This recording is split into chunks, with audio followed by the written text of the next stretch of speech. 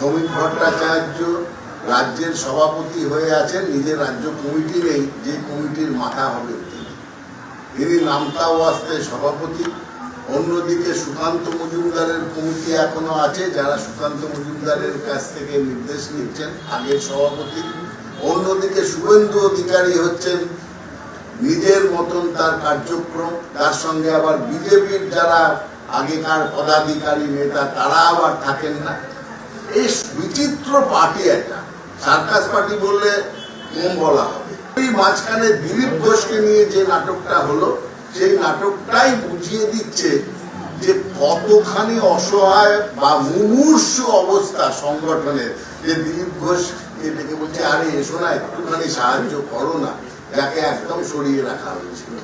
যেটা বেরিয়ে আসছে সংবাদ মাধ্যমের মাধ্যমে সেটা বোঝা যাচ্ছে, তাতে একটা কথাই বলা যায়, পচা গন্ধ বেরোচ্ছে বিজেপি এই সংগঠন তথা রাজ্য বিজেপির মধ্য থেকে।